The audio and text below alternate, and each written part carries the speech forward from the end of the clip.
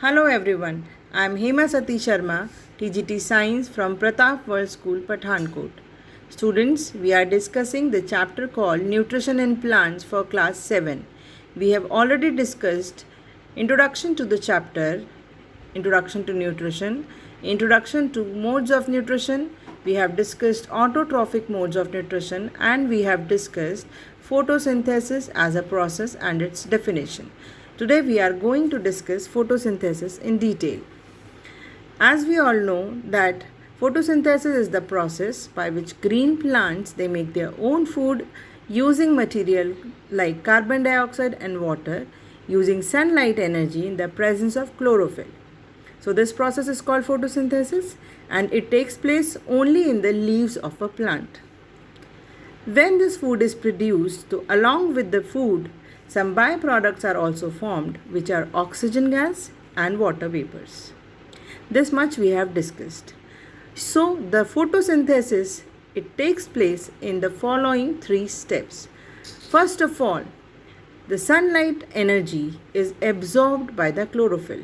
And what is this chlorophyll? Chlorophyll is a kind of pigment. Chlorophyll is a pigment because of which the leaves are looking green. So green leaves are appearing green because of the presence of chlorophyll. Now this chlorophyll is absorbing sunlight energy. So what is happening after the absorption of sunlight? This light energy is converted into chemical energy and water is splitted. That means this light energy is utilized to split water into hydrogen and oxygen. This oxygen is now reducing carbon dioxide and formation of glucose is happening. So what is happening here that the light energy is ultimately converting into chemical energy. Now what are the conditions which are required for photosynthesis? First is sunlight, then only the energy will be there in the plant to split the water. Chlorophyll, because chlorophyll only has a power to absorb sunlight, and carbon dioxide. Why carbon dioxide? Because this carbon dioxide only is reducing to the food, or its carbon dioxide is getting converted into glucose by the reduction by hydrogen and water, of course. Now the question is how these green plants obtain carbon dioxide for photosynthesis.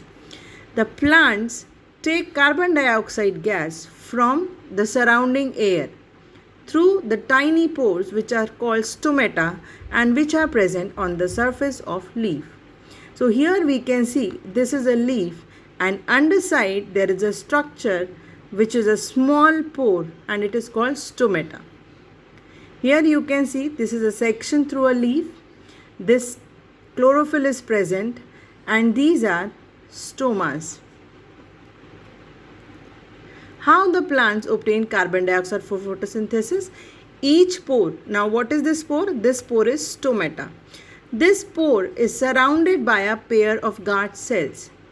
The opening and closing of stomatal pores in the leaf is controlled by the guard cell. It can be more clear by this diagram. So you can see this is the structure of a stoma. Okay. So this is the stoma and this is the stomatal opening. This stomatal opening is surrounded by these kidney shaped guard cells. So these are guard cells and this opening is stoma. Okay. Now this is the structure when the stoma is open and this is the structure when the stoma is closed. Okay. So this pore is surrounded by a pair of guard cells and the opening and closing of stomatal pores is controlled by these guard cells. So these guard cells will control whether the stoma will be open or whether the stoma will be closed. Now the carbon dioxide gas present in air enter the leaf of plant through stomatal pores present on their surface and utilized in photosynthesis. So here you can see this is a stomatal opening. When the stomatal pore is open, carbon dioxide enters and the process of photosynthesis occurs. After photosynthesis, when water and oxygen has to be released, then again this pores open and water and oxygen is released. The oxygen gas produced in the leaf during photosynthesis goes out into the air through the same stomatal pores. So, when carbon dioxide has to enter, stomatal pores open. After that, they remain closed. And after photosynthesis, when oxygen gas has to be released, the stomatal pores again open by the guard cells. The stomatal pores of leaves open only when carbon dioxide is to be taken in or oxygen is to be released otherwise. Otherwise, they remain closed. So, in our next lecture, we will be studying how the plants obtain water for photosynthesis. Thank you so much for your patient listening.